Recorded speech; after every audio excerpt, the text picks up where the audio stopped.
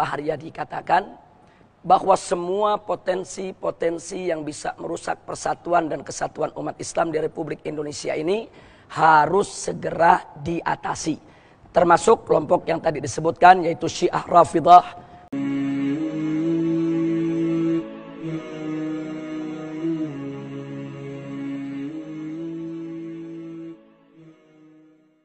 Ya. Berikutnya kita buka untuk penelpon kedua. Assalamualaikum. Waalaikumsalam warahmatullahi wabarakatuh. Dari Haryadi dari Lampung, Mbak. Dari Lampung, Pak siapa? Haryadi. Pak Haryadi di Lampung. Silakan Pak Haryadi. Ya, assalamualaikum Ustaz. Waalaikumsalam warahmatullahi wabarakatuh.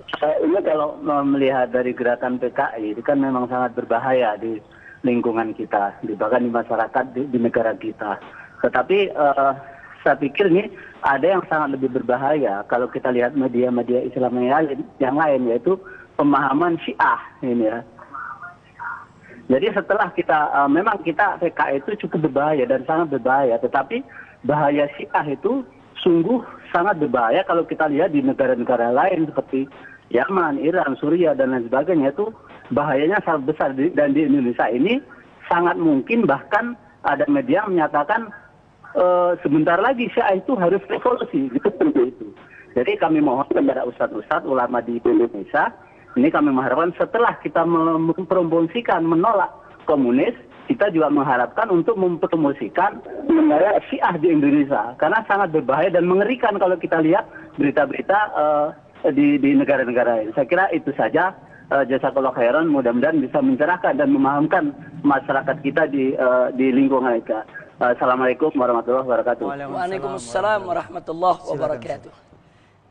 Langsung. Pak Haryadi ya, dari Lampung, silakan. Terima kasih Pak Haryadi, Masya Allah, jazakumullahu khairal jaza.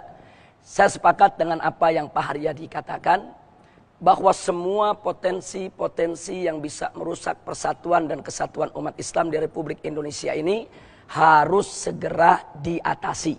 Termasuk kelompok yang tadi disebutkan, yaitu Syiah Rafidhah, yang telah menyimpang daripada ajaran Islam yang sebenarnya, yang dengan secara demonstratif, kemudian konfrontatif, melakukan penghinaan-penghinaan terhadap para sahabat Nabi yang mulia. Tentu ini tidak boleh dibiarkan. Nah, karena itu kita sudah mendorong Majelis Ulama Indonesia di tingkat pusat untuk mengeluarkan fatwa yang lebih real. Artinya menyebutkan aspek-aspeknya secara lebih rinci. Umpamanya bahwa menghina keluarga Nabi haram, menghina sahabat Nabi haram, menghina para ulama salaf haram. Dan mesti disebutkan bahwa semua itu merupakan penodaan agama. Kenapa harus disebutkan penodaan agama? Supaya ada kantelan hukumnya ke KUHP pasal 156A. Di sana kan ada pasal penodaan agama. Karena kalau tidak disebut penodaan agama, nanti polisi sungkan untuk mengurusnya, karena dianggap tidak ada payung hukum. Nah, karena itu kita sudah memberikan masukan sedemikian rupa.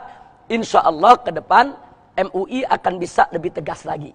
Dan ini kita sampaikan ke MUI bukan hanya untuk Syiah Rafidhah, tapi untuk kelompok Islam manapun yang terlalu mudah mengkafir-kafirkan sesama muslim. Nah, dikit-dikit saudara muslimnya ini dikafirkan, ini dimusyrikkan, kemudian dihalalkan darahnya, dihalalkan harta bendanya untuk dijarah. Ini juga nggak betul. Nah, jadi artinya begini, kelompok ekstrim dari pihak manapun, apakah itu dari kelompok Syiah atau dari kelompok lainnya, ini harus segera dibendung gerakannya di Republik Indonesia. Nah, makanya kita sudah memberikan masukan ke DPR RI, kita sudah memberikan masukan ke pemerintah, harus ada satu undang-undang yang mengatur. Yaitu yang mengatur tentang penyebarluasan ajaran-ajaran di luar daripada Ahlus Sunnah wal Jamaah. Karena negara Republik Indonesia ini adalah negara Ahlus Sunnah wal Jamaah. Jadi jangan sampai ada akidah-akidah lain yang berbeda. Kita tidak mengkafirkan mereka. Tapi kalau ini dibiarkan kan berbahaya. Nanti menjadi sumber konflik. Nah, karena itu, karena Indonesia ini adalah negara Ahlus Sunnah wal Jamaah, maka segala gerakan pemikiran di luar daripada Ahlus Sunnah wal Jamaah, seperti gerakan Syiah Rafidi, seperti gerakan Wahabi Takfiri yang suka mengkafir-kafirkan orang, seperti gerakan liberalisme, ini kan juga berbahaya. Walaupun liberalisme itu menggunakan cara yang santun, tidak bersenjata, tapi secara pemikiran mereka ekstrim, mereka menghina Islam. Nah, ini harus dilarang di Republik Indonesia. Jadi Indonesia negara Ahlus Sunnah wal Jamaah tetap seterusnya harus menjadi negara Ahlus Sunnah wal Jamaah. Segala potensi yang merusak Ahlus Sunnah wal Jamaah harus dihentikan oleh negara. Nah karena itu saya sepakat dengan Pak Haryadi tadi, kalau ini harus segera diatasi. Tapi maaf, saya pikir tidak menunggu PKI selesai. Nah, nanti kalau menunggu PKI selesai, mereka semakin besar. Tapi kita harus lakukan secara simultan. Artinya secara berkesinambungan, berketerusan. Jadi saat ini, ya kita lawan kelompok Syiah Rafidi yang menghina para sahabat Nabi. Kita lawan kelompok Wahabi Takfiri yang suka mengkafir-kafirkan sesama Muslim. Kita lawan kelompok liberalisme yang suka memanipulasi Al-Quran dan As-Sunnah. Kita lawan kelompok komunisme yang memang berbahaya bagi negara. Jadi kita lakukan secara bersamaan. Nah, cuman syaratnya satu, Mas Rudi. Umat Islamnya harus bersatu. Kan musuh kita banyak ini. Kan musuh kita besar, musuh kita kuat. Nggak bisa dong dihadapi oleh satu kelompok. Nah, tinggal kita bagi-bagi tugas. Kan ada Muhammadiyah, ada NU, ada MTA, ada FPI, ada komponen-komponen. Kita bagi tugas. Ada yang melawannya dengan pemikiran, ada yang melawannya dengan dialog, ada yang melawannya dengan gerakan-gerakan politik, ada yang melawannya dengan melalui proses hukum. Kita bagi-bagi tugas. Nah, ini belum apa-apa, kita sudah saling curiga. Yang satu menuduh yang ini sesat, yang ini menuduh ini kafir. Yang akhirnya apa? Yang lebih sedihnya lagi, ustadz-ustadz kita yang baik malah karena dianggap berbeda malah dituduh Syiah. Yang bukan Syiah jadi dituduh Syiah.